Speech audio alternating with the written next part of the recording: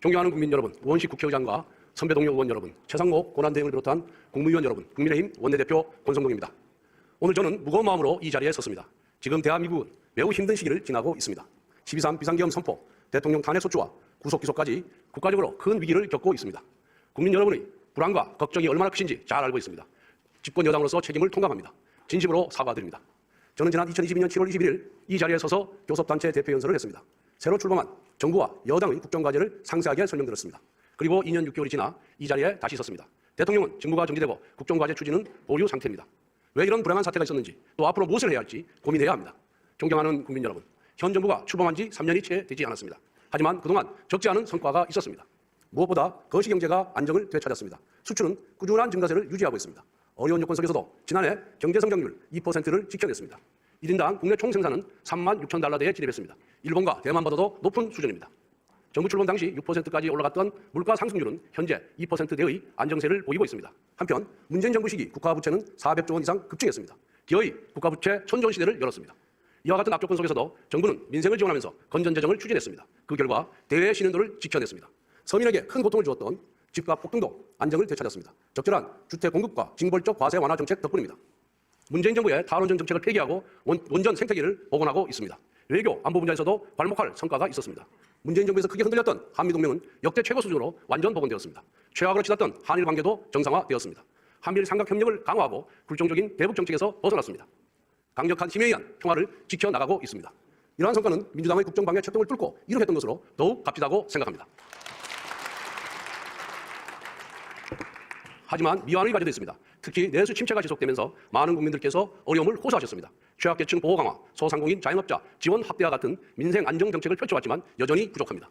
저출산 문제 대응을 위해 정부 여당은 인구전략기획부 신설을 추진해왔습니다. 작년 7월 국민의힘은 이 같은 내용을 담은 정부조직법 개정안을 국회에 제출했습니다. 민주당의 비협조 때문에 진척이 없습니다. 국민 노후와 청년의 미래가 걸린 연금 개혁도 국회 논의가 반년 가까이 중단되었습니다. 법치주의 원칙에 따라 노동개혁을 추진해왔습니다. 그 결과 불법 파업이 줄어들어 근로손실 일수는 문재인 정부의 3분의 1 수준으로 감소하였습니다. 90%의 노조가 회계 공시에 참여하여 투명성을 높였습니다. 노조 간부의 채용 비리도 바로 잡았습니다. 하지만 노동시장의 유연성 확보와 이중구조 해결은 민주당과 강성노조의 반대로 아직 성과를 내지 못하고 있습니다. 교육개혁의 핵심 과제인 유보 통합은 밑그림을 제시했지만 아직 추진이 더딘 상황입니다. 의료개혁도 우정갈등이 지속되면서 여전히 표류하고 있습니다. 대통령 임기 3년차는 국정 성과를 끌어올려야 할 시기인데 작금의 현실이 너무 안타깝고 송구스럽습니다. 하지만 국민의힘은 마지막까지 여당의 책무를 다하겠습니다. 남겨진 국정과제를 흔들림 없이 추진하겠습니다. 존경하는 국민 여러분, 지난 12.3 비상계엄 선포는 21세기 대한민국에서 납득할 수 없는 조치였습니다. 그런데 왜 비상조치가 내려졌는지 한 번쯤 따져봐야 합니다. 대한민국 정부 수립 이후 문재인 정부까지 74년 동안 발의된 탄핵소추안은 총 21건입니다. 그런데 윤석열 정부 출범 이후 거대 야당은 무려 29건의 탄핵소추안을 발의했습니다. 우리 헌정사에서도 세계 어느 나라에서도 이런 야당은 없었습니다. 더욱 기가 막힌 것은 탄핵소추 이유입니다. 이준숙 방통위원장은 임명된 지 단 이틀 만에 탄핵되었습니다. 방송 장악을 위한 민주당의 정략적인 탄핵이었습니다. 이재명 대표는 대북 송금 사건, 대장동 백현동 비리 사건의 주범입니다. 그런데 이 사건을 수사한 검사들을 무더기 탄핵했습니다. 범죄 피고인이 수사검사를 탄핵하는 적반하장의 폭거였습니다. 탈원전, 서해공무원 피살, 집값 통계조작, 태양광 사업 비리와 같은 문재인 정권의 부정부패 범죄를 감사하였다는 이유로 난데없이 감사원장까지 탄핵하였습니다. 이재명 대표의 재판을 공소유지하는 중앙지검장과 검사들도 탄핵하여 직무를 정지시켰습니다. 이 대표 수사팀의 족쇄를 채워 재판을 지연시키겠다는 목적입니다. 심지어 법무부 장관의 탄핵소추안에는 이재명 대표를 노려봤다는 황당무계한 사유까지 포함시켰습니다. 대통령 탄핵소추 통과 이후 국정안정이 무엇보다 절실합니다. 그런데 한덕수 대통령 권한대행까지 탄핵했습니다. 헌재 재판관 임명과 관련하여 여야 합의를 요청했다는 것이 탄핵 사유였습니다. 세상에 이런 행포가 어디 있습니까?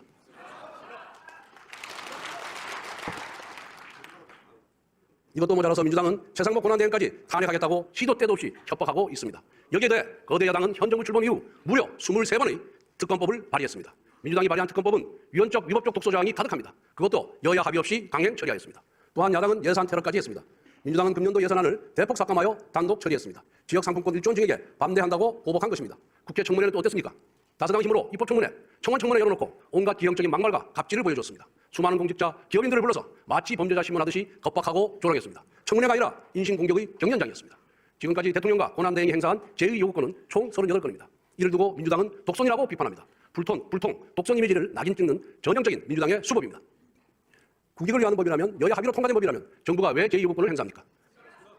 국민 여러분, 29번의 연쇄탄핵, 23번의 특검법 발의, 38번의 제2요건 유도, 셀 수도 없는 갑질 청문회 강행, 삭감 예산안 단독 통과.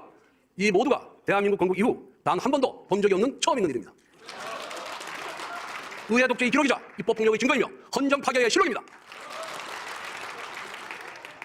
민주당은 의회주의도 상권분립도 법치주의도 모두 무너뜨렸습니다. 국정은 작동불능 심정지 상태에 빠졌습니다. 단언컨대 지금 우리가 겪고 있는 국정 혼란의 주범, 국가 위기의 유발자, 헌정질서의 파괴자는 바로 민주당 이재명 사람입니다, 여러분.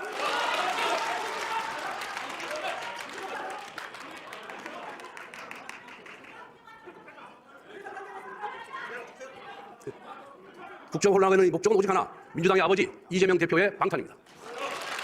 8개 사건, 12개 혐의, 5개 재판을 받고 있는 이재명 대표의 형이 확정되기 이전에 국정을 파국으로 몰아 조기 대선을 유도하고 이를 통해 대통령직을 차지하려는 정치적 모반입니다.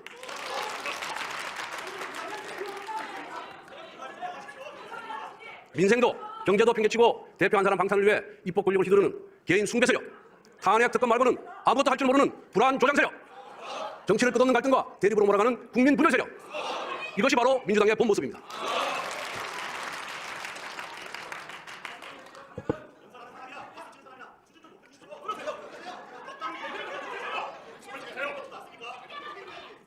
존경하는 국민 여러분, 대한민국에는 세 개의 기둥이 있습니다.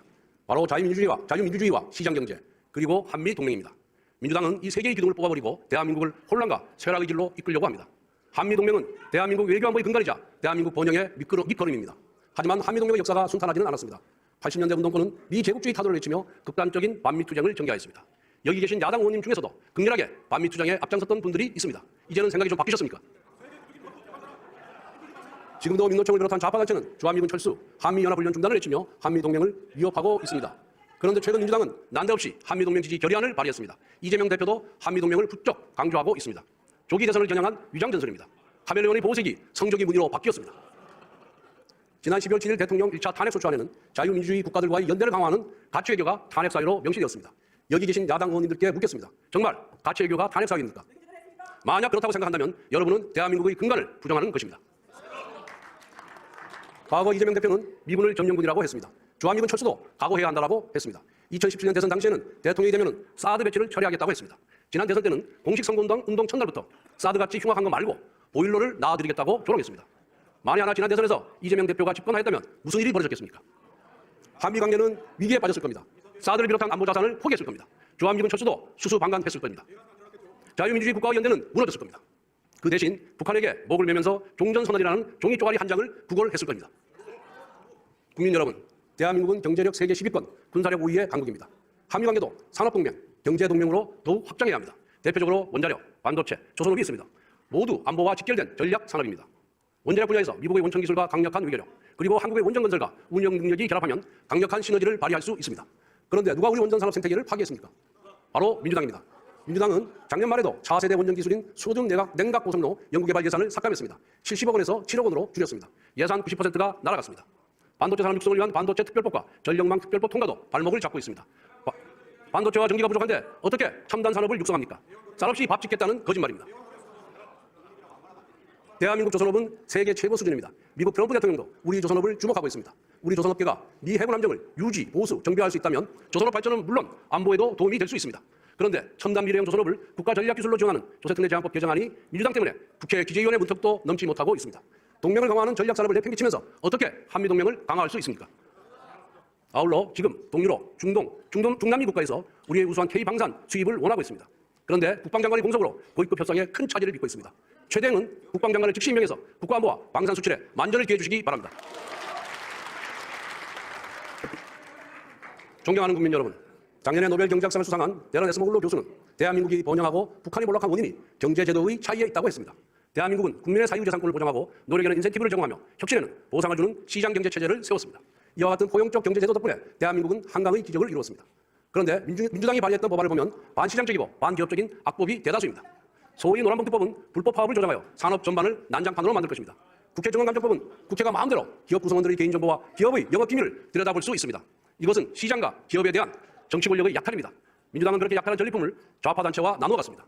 민주당이 민노총, 전농 같은 좌파단체의 입법 로비를 들어주면 좌파단체는 민주당을 위해 정치투쟁의 스크럼을 짜주었습니다. 민주당이 입법거리로 배를 불리는 동안 대한민국의 투자 환경은 지속적으로 악화되었습니다. 정부 발표에 따르면 414개 경제 관련 법률 중 형벌 규정이 무려 5,886개에 달합니다. 이 중 다수가 이중처벌 혹은 양벌 규정입니다. 주한미국 상공회의소 조사를 보면 한국에서 외국 기업들이 투자하기 힘든 이유가 예측하기 힘든 규제 환경이라고 합니다. 이처럼 반기업적인 투자 환경을 누가 만들었습니까? 바로 정치입니다. 그저 기업을 규제하고 과도하게 비난하면 착한 정치인, 견연 정치인으로 대접해주는 위선의 정치 문화가 우리 경제의 족쇄가 되었습니다. 그리고 그 중심에 민주당이 있습니다. 상속증여세와 법인세 감면은 세계적인 추세입니다. 그런데 민주당은 세제 개편을 부자 감세라는 선동으로 가로막았습니다. 지난 2017년 민주당 대선 후보 경선 당시 이재명 후보는 영업이익 500억 이상 대기업 440개에 대해 법인세를 30%까지 올리겠다고 공언한 바가 있습니다. 성남시장을 할 때는 재벌 체제 해체에 정치 생명을 걸겠다고 했습니다. 이와 같은 이재명 대표의 경제극단주의는 기본소득에서 정점을 찍었습니다. 성남시장 때 2,800만 명에게 100만 원씩 기본소득을 나눠주겠다고 밝혔습니다. 경기지사 재직 당시에는 기본소득은 필생에 이루고 싶은 정책이라고 했습니다. 그런데 그 막대한 비용을 어디서 마련합니까?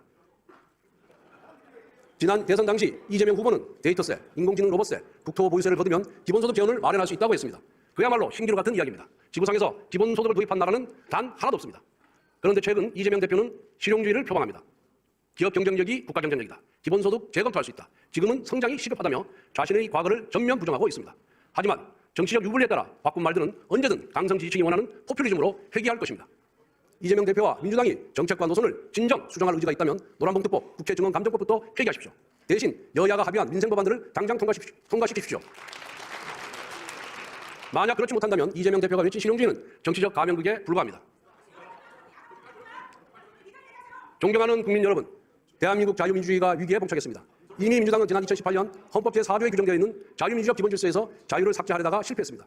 이것은 자유민주주의에 대한 야당의 강한 반감을 상징적으로 보여줍니다.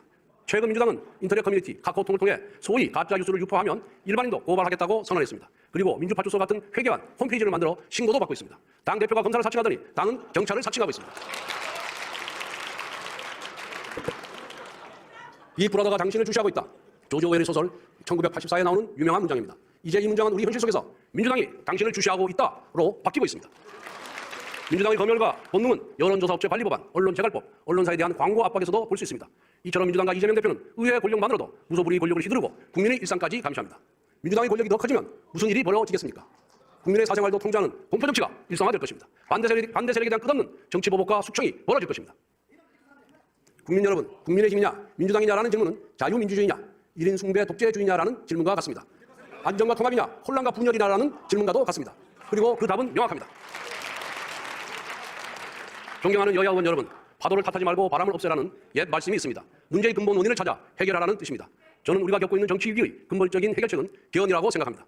87년 체제 등장 이후 5년 간임제 대통령 8명이 있었습니다. 그중 3분이 탄핵 소추를 당했고 4분이 구속되었습니다. 이것은 개인의 문제를 뛰어넘은 제도 자체의 치명적인 결함입니다. 이제는 악순환의 고리를 끊어버릴 때가 되었습니다. 문제 해결의 핵심은 권력의 분산을 통한 건강한 견제와 균형의 회복입니다. 대통령에게 과다한 권력이 집중되면 대권을 차지하기 위한 여야의 경쟁은 사생결단이 됩니다. 극단적인 정쟁이 대통령 임기 5년 내내 계속됩니다. 또한 지금처럼 야당이 의회 권력을 장악하면 대통령의 실패가 야당 집권의 길이 됩니다. 그렇기 때문에 사사건건 국정 운영을 방해하고 파국으로 몰고 갑니다. 이러한 권력 구조하에서 정상적인 국정 운영은 불가능합니다. 그래서 대통령은 제왕으로 시작해서 식물로 끝납니다. 국회는 4년마다 최악이라는 평가를 반복합니다. 이제는 제왕적 대통령의 권력을 분산하고 제왕적 의회 권력 남용도 제한할 수 있는 구조를 고민해야 합니다. 국회의원 선거법 개정도 전향적인 검토가 필요합니다. 민심을 왜곡하는 준연동형 비례대표제를 폐지해야 합니다. 선거구제 역시 개편이 필요합니다. 협치와 공존이 가능한 구조로 가야 합니다. 선거 일정을 합치는 것도 중요합니다. 지금처럼 대선, 총선, 지방선거를 모두 따로 실시하면 국력은 낭비되고 책임 정치를 구현하기 힘듭니다. 수많은 국가 언론과 언론계, 학계가 개헌을 주문하고 있습니다. 국민 여론 역시 개헌이 필요하다고 합니다. 이제 남은 것은 국회의 결단입니다. 2022년 9월 이재명 대표도 바로 이 자리에서 개헌 필요성을 역설한 바가 있습니다. 그런데 지금 민주당과 이재명 대표는 개헌을 애써 외면하고 있습니다. 대권이 눈앞에 다가왔다고 생각하는 것입니까? 이대로 가면 다음에 누가 어느 당이 집권하더라도 총성 없는 내전이 반복될 뿐입니다. 여야가 함께 머리를 맞대고 국민과 각계의 의견을 수렴합시다. 우리 자신의 임기조차 단축할 각오로 최선의 제도를 찾아봅시다. 존경하는 국민 여러분, 정부는 의료개혁을 추진해왔습니다. 정부가 의료계의 목소리를 세심하게 수렴하지 못했고 조급한 측면도 있었습니다. 그렇지만 필수 의료를 정상화하고 지역 의료를 살리기 위해서는 의료개혁이 필요합니다. 의정대화를 다시 시작합시다. 우리 현장의 정상화를 위해 국민의힘은 정부 의료계와 함께 지혜를 모아가겠습니다. 우리 당은 작년 말에 대한의학회 등 6개 단체가 요구한 전공의 수련 특례와 입영 연기 적용을 정부에 관철시켰습니다. 교육부총리도 2026년 의과대학 정원 문제를 원점에서 논의하겠다고 약속했습니다. 아울러 민주당의 책임있는 역할을 촉구합니다. 그동안 민주당은 국가적 중대 현안인 의정 갈등을 수수방관하며 정치적 반사이익만 취해왔습니다. 국회 제1당으로서 지극히 무책임한 태도입니다. 정책에 쓰는 힘의 10분의 1만이라도 민생 현안에 쓰기를 바랍니다. 존경하는 국민 여러분, 연금개혁도 핵심 국정과제로 추진해왔습니다. 작년 9월 정부는 연금개혁안을 국회에 제출했지만 지금까지 국회 논의는 중단되었습니다. 정부안 제출을 다그쳤던 민주당이 막상 정부가 개혁안을 제출하자 논의를 거부했기 때문입니다. 그랬던 민주당이 갑자기 논의를 다시 시작하자고 합니다. 보건복지위에서 모수개혁부터 하자고 주장합니다. 민주당의 주장대로 구조개혁을 빼고 자동 안정화 장치도 없이 소득 대체율을 45%까지 올리는 모수개혁만 한다면 국민연금기금 고가 시점이 고작 8년 정도 늦춰질 뿐입니다. 그렇게 되면 미래 세대에게 엄청난 재정 부담을 떠넘기게 됩니다. 우리 세대가 좀 더 혜택을 누리자고 우리 청년들에게 빚더미와 암울한 미래를 물려주면 되겠습니까? 연금개혁은 기본 틀부터 바꿔야만 50년, 100년을 지속할 수 있습니다. 그래서 국민의힘이 줄곧 모수개혁과 구조개혁을 함께 하자고 주장하는 것입니다. 아울러 국민연금 수익률을 더 높일 수 있는 방안도 모색해야 합니다. 수익률이 높아야 연금 재정도 건전해집니다. 현재 국민연금기금의 규모는 1,200조 원에 육박합니다. 세계 연금기금 중 3, 4위 수준입니다. 투자를 결정하는 기금운용위원회도 장착한 공무원과 노사대표가 아니라 전문가 중심이 되어야 합니다. 연기금의 수익률을 획기적으로 올리기 위해 세계적인 인재를 불러올 수 있는 방안을 마련하겠습니다. 연금개혁은 기초연금, 퇴직연금, 개인보험과 연계되어 있습니다. 따라서 보건복지 단일 상임위 차원이 아니라 특별위원회라는 큰 그릇을 만들어 논의해야 합니다. 여야가 특위 구성에 합의한다면 국민의힘은 모수개혁부터 논의하는 것을 수용하겠습니다.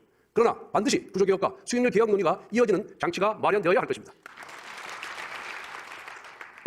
존경하는 국민 여러분, 민주당은 불과 한 달 전에 금년도 예산을 4조 넘게 삭감하여 일방적으로 처리했습니다. 그런데 이제 와서 추경을 하자고 합니다.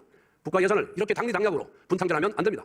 추경을 입에 담기 전에 국민들과 모든 공직자들께 사과부터 하십시오. 우리 당은 추경 논의를 반대하지 않습니다. 하지만 분명한 원칙과 방향이 필요합니다. 민주당이 일방적으로 삭감 처리한 올해 예산안을 원상 복원하고 보완해야 합니다. 지역화폐와 같은 정쟁의 소지가 있는 추경은 배제하고 내수회복, 취약계층 지원, AI를 비롯한 산업 통상 경쟁력 강화를 위한 추경으로 편성해야 합니다. 아울러 이번 2월 국회에서 반도체 특별법을 반드시 처리해야 합니다. 미국, 중국, 일본, 대만 등 주요국들은 반도체를 국가안보 전략 산업으로 여기고 전폭적인 지원을 하고 있습니다. 세계 각국은 국가적 정책 지원과 근로시간 유연화를 통해 초경쟁 체제에 돌입했습니다. 연구개발과 생산이 24시간 365일 지속되지 않으면 살아남을 수 없는 산업이기 때문입니다. 전 세계에서 반도체 연구 인력이 주 52시간 근무에 발목 잡힌 나라는 어디에도 없습니다. 그런데 민주당은 고임금 연구개발 인력에 한해 주 52시간 근로시간에 예외를 주자는 법안을 끈질기게 거부하고 있습니다. 주 52시간 규제에 집착하는 민주당은 글로벌 스탠다드에서 한참 뒤떨어진 정치 세력입니다. 이 변화무쌍한 시대에 실용의 가치를 배신하는 21세기 세국입니다. 반도체에는 이념도 없고 정파도 없습니다. 경제전쟁의 시대에 이기는 방법만 고민해야 합니다. 존경하는 국민 여러분, AI, 반도체와 같은 첨단 산업 육성에 우리 미래가 좌우되는 시대입니다. 첨단 산업은 충분한 에너지의 뒷받침이 필수적입니다. 그런데 현장에 에너지 확보 비상이 걸렸습니다. 용인 반도체 클러스터를 봅시다. 삼성전자와 SK하이닉스가 약 480조 원을 투자할 예정이지만 전력 확보가 어렵다고 합니다. 동해안이나 남해안에서 생산된 전력을 끌어오려고 하지만 넘어야 할 난관이 너무 많습니다. 국민의힘은 첨단 기업에 충분한 에너지를 공급할 수 있도록 에너지, 교통, 통신 인프라를 통합적으로 고려한 국토종합 인프라 개발 로드맵을 구축하겠습니다. 기존의 수도권과 도로망 중심의 국토 개발 계획을 에너지 인프라 중심으로 패러다임을 전환하겠습니다. 막다한 전력이 소요되는 첨단 산업을 에너지원과 송배전 기반 시설을 갖춘 지방으로 이전하도록 유도하고 그에 따른 세제, 보조금, 교육, 의료, 문화 인프라 같은 다양한 인센티브를 파격적으로 제공하겠습니다. 이것이 바로 대한민국 재대혁을 위한 새로운 국토 개발 프로젝트입니다. 미래 산업 육성과 지방 활성화라는 두 마리 토끼를 잡겠습니다. 존경하는 국민 여러분, 국민의힘은 대한민국의 정통 보수 정당입니다. 저는 대한민국의 건국과 산업화 그리고 민주화를 이끌어온 보수 정당이 자랑스럽습니다. 물론 우리 과거도 아픔도 있었습니다. 그 공은 계승하고 관은 덜어내는 것이 후배 정치인의 책무입니다. 온갖 고난 속에서도 대한민국의 번영을 이끌어온 선배들처럼 이 시대의 과제를 해결하도록 노력하겠습니다. 대한민국을 떠받치고 있는 세계의 기둥, 자유민주주의와 시장경제, 그리고 한미동맹의 소중한 유산을 반드시 지켜내겠습니다. 다시 한번 힘차게 전진하는 대한민국을 만들겠습니다. 정책해 주셔서 감사합니다.